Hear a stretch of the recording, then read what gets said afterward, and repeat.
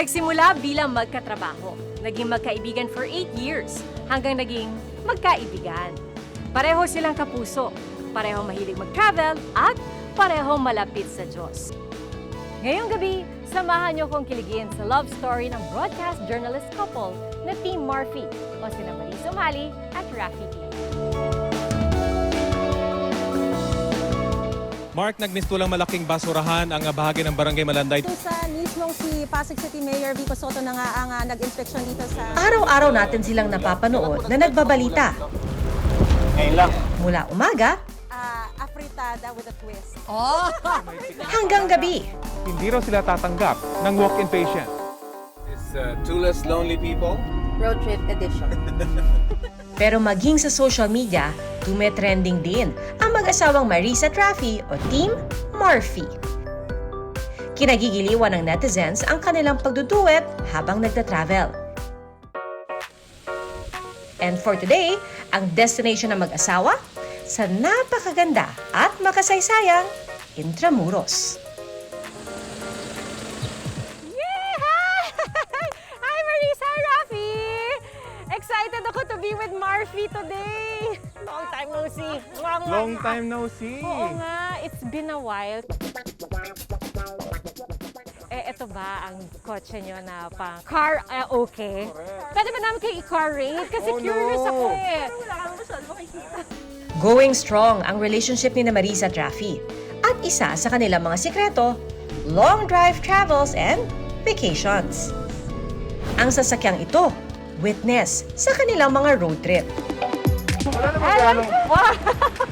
Wow! Talagang may lagayan. Tapos syempre meron na kayong mga disposable gloves, alcohol. I'm sure may backup mask din kayo dito. Doon.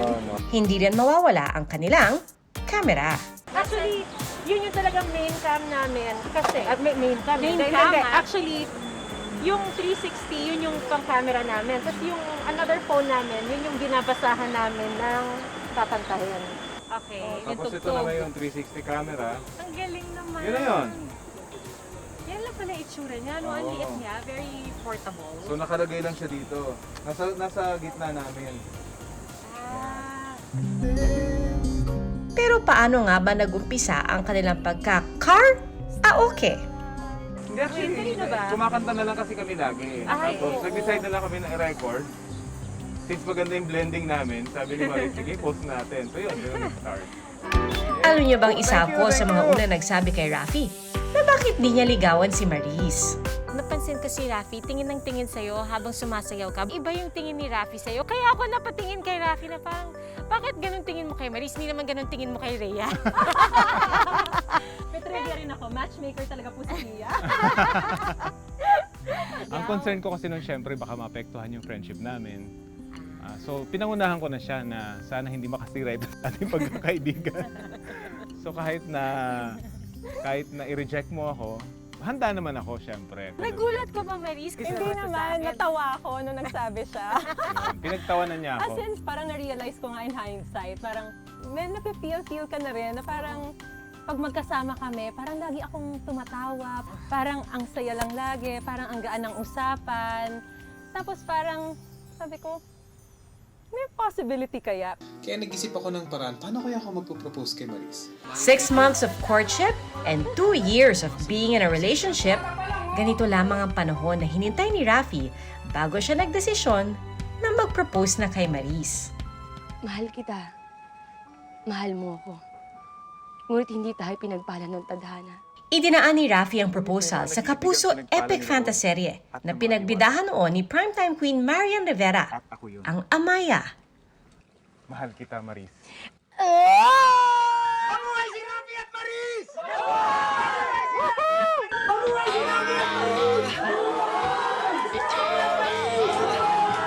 Sikat na sikat syempre yung Amaya. Yung director kasi noon, naging friend na rin namin. Kinontak ko lang naman siya. Pumayag ka agad siya. Tapos siya pa actually gumawa ng mini-script. So yun, pinalabas ko na meron na ako actually footage ng ending. Gusto niyo mapanood?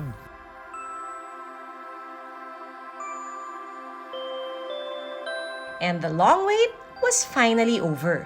Dahil after 11 years mula nang sila ay magkakilala, Ikinasal sina Marisa at Rafi sa isang engranding selebrasyon sa Santuario de San Jose noong December 8, 2012. He knows we are for each other. He made us for each other.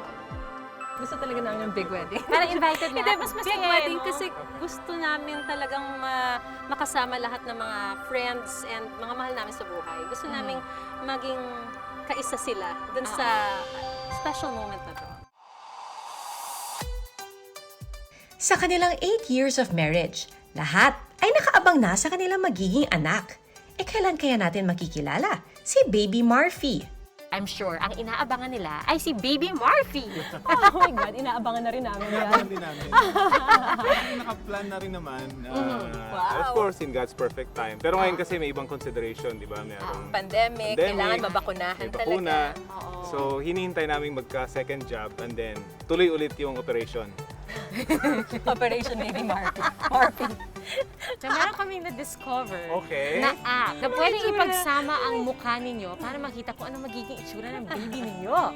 So, Ayan. So, sa app na yan, scan yung face nyo. So, ano yung tsura? Ano yung itsura? ito. Ah, ito na ba yun? Oo. Okay. Pag babae, ito. Cute! Cute ba? Chinita siya, parang nagmana yung mata kay Rafi, ah. Parang hindi ko nakilala eh. Patingin! Ay, ang cute! Ang cute naman! Gwapo pag lalaki, sabi sa'yo eh. Baby na kayo, dali! Get to know more of Team Marfy sa ating next game, ang Who's More Likely to... Kapag ang sagot ay ikaw, magpapakiss ka. Pag ang sagot ay yung asawa mo, kikis mo asawa mo. Okay. Question number 1, who's more likely to be sweet?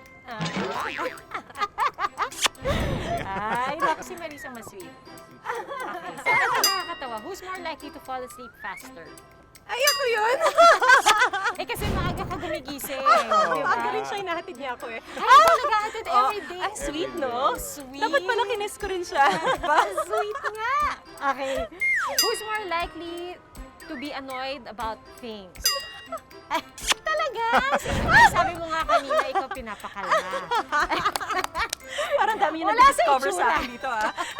Who's more likely to take care of the other person kapag nagkasakit? Ang sweet na nga.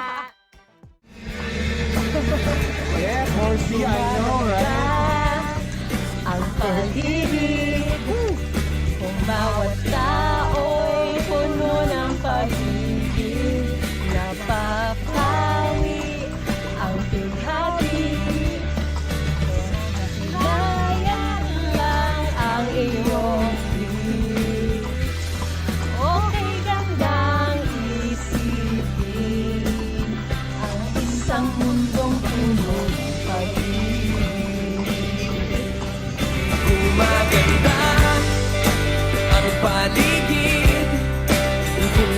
Punong-puno talaga ng pag-ibig ang Team Marfy o ang mag-asawang Maris Umali at Rafi Tima. From being co-reporters, to best friends, to husband and wife, and to singing lovebirds while traveling. Relationship goals na maituturing talaga ang dalawa. Parang nagliligawan pa rin sila hanggang ngayon. Sobrang sweet. Tapos sobrang supportive nila sa isa't isa. Ang tawag ni Maris noon kay Rafi, Kuya, na-develop na rin talaga yung feelings niya for Rafi. Sweet din sila sa isa't isa at hindi sila nahihiyang ipakita yung sweetness na yon kapag kasama nila kaming mga kaibigan nila sa trabaho. Every phone conversation ends with I love you and God bless. Dahil tayo ay nasa Intramuros, na isang historical tourist spot, syempre dapat may picture-picture. So, na-enjoy niyo yung tour? Of course. Memorable din para kina Marisa at Rafi ang Intramuros dahil minsan na silang nag-date dito. Oo, yung before nag-walking tour tayo with Yes, David Sabra. So talagang parang after nun, this is the first time ulit namin makapasok sa Intramuros. Sino kasama niyo nung last time na nandito kayo? Family ni Rafi. Actually, mami ko. Mami and Of course. Yung mga sisters ko. sister. Bukod sa iba't ibang tourist destinations sa Pilipinas, ang Team Marfy nakarating na rin sa Korea. at Japan. Very supportive si Rafi. Yes. Di ba meron kayong pinuntahang artista na Si Ji Chang-wook, tsaka si Lee Min-ho. Ji Chang-wook and Lee pati si Lee Min-ho? Yes, kasi si Ji Chang-wook yung paghatid sa kanya tsaka pagsundo sa kanya sa military. Message to your Filipino fans! Filipino fans! Okay. Tapos yung pagsundo kay Ji Chang-wook sa military, sakto, yun din yung labas ni Lee Min-ho. So tinuhog na namin. wow. At talagang nakasama at nakita namin sila. At supportive si Rafi, ha? Yes, Siya yung official photographer. imagine mo, wala naman Videographer. girls, na siya lang talaga. Siya na lalaki, Sa mga fans. Siya lang lalaki. After pandemic, anong first destination na gusto niyo puntahan? Malamang Korea. Korea. 20 years na nga ang lumipas mula nung una silang pinagtagpo ng tadhana. Pero gaano kaya nila kakilala ang isa't isa? Ang Mystery Drink Challenge, meron akong list of questions, tapos Okay. kailangan tugma yung sagot nyo. Okay. Kung hindi tugma yung sagot nyo, pipili kayo sa aking mystery drink box. Alright, do you remember anong kulay ng damit ni Maris noong first date ninyo? Oh my. Ang hirap naman nung tanong. First date? Naku, Maris. 3, 2, 1! Hinulaan nyo lang pareho, no? Mahilig mag-white. Okay, oh. okay, So, okay. inassume ko na na white yun. So, Very good, very good. Good guess. Last movie na pinanood nyo. Oh no. 5, 4, 3, 2, 1. Avengers. Hindi ko maalala eh. Oh no. Oh my gosh, parang suka yan. Pili mo na si Maris. Yan. Ininom mo lahat? Ang sarap eh. Ano siya? Guyabano. Paborito niya. Anong huling restaurant na pinagkainan ninyo? 3, 2, 1. Nice. Very good. Japanese. Correct. Ano ang pinakaayaw kainin ni Rafi? Naku po. Hindi. Ready? 3, 2, 1. Ay!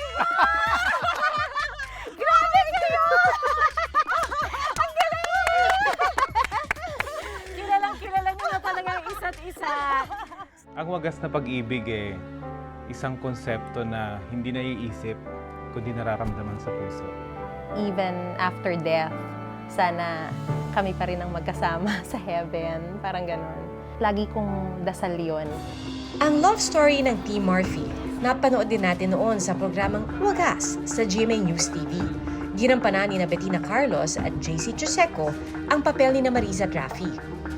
Hindi ko alam kung hanggang kailan ako magiging ganito. Katulad ng ibang mga kwento ng pag-ibig, hindi raw mawawala ang mga pagsubok sa mag-asawang Marisa at Rafi. Nagkakilala man sila sa kanilang trabaho bilang news reporters. Isa rin ito sa mga maituturing nilang challenge sa kanilang relasyon. Ang tindi ng paggalaw sa lakas ng hangin. Patay! Di ba parang minsan the night before, papupuntahin ka sa Baguio, tapos wala kang kamalay-malay na yung Baguio pala na yun. Akala mo mga 3 days lang maglalast, pero yun pala mga 2 weeks dahil na ang tindi ng landslide. Tapos hindi mo talaga alam kung ano yung aabutin mo doon. Of course, yung mga gera na pinupuntahan din ni Rafi. Ang bigat din sa loob na pupunta siya doon. Minsan parang feeling ko mas magaan sa akin kung pareho kaming ma-assign. Yun siguro yung hardship, yung Oo, yung- thought na nasa isang delikado kong lugar. Oo, tapos yung isa nasa safe place. Relatively safe place. Relatively safe. Relative. Oo nga, no? Parang mas okay kung magkasama kayo. Parang you give each other strength din. And So, nung nasa courage. Taal kami, yun, dalawa kami magkasama kami Perfect. sa... Kailangan ko na rin magsuot ng goggles bukod dun sa N95 mask. Yan natin kung aabot tayo sa 24. Natagalan talaga kami sa coverage sa Taal.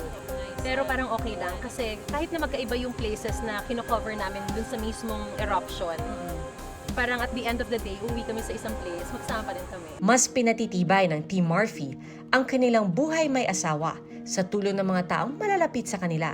Kabilang narito ang kanilang ninang, ang kilala at batikang broadcast journalist na si Jessica Soho. Single pa sila noon, tinutukso na namin sila sa newsroom at isa ako dun sa mga nakikitukso sa kanila. Natutuwa ako that they ended up together kasi I think pinapatunayan lang na if you marry your best friend, matibay na relasyon yon. So kay Maris and Rafi, I hope they continue to have a good life together, a happy life together. Maris and Rafi, I wish you well. Be safe, happy, and healthy. Grabe. Naluha naman akong konti. Kaya dito tayo magsisimulang maglakad. Bilang mga pinagkakatiwalaang news reporters, mahalaga para kina Marisa at Raffy ang komunikasyon. At para sa kanila, hindi lamang ito sandata para makapaghatid ng mga balita. Ito rin ang isa sa nagpapatatag sa pundasyon ng kanilang relasyon. Ano ang aral ng tunay na buhay ng Team Murphy? We communicate so well. I really respect him at sinusunod ko yun. God is at the center of our relationship. Of course, yung love nandoon na, yung respect nandoon naman na sa umpisa pa lang. Pero para masustain yun at lalo pang lumago, yung komunikasyon dapat malinaw.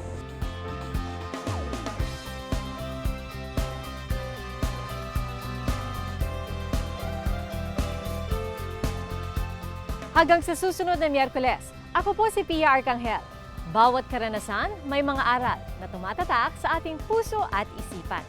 Sama-sama muli tayo makibahagi sa mga kwentong personal dito lang sa Tunay na Buhay.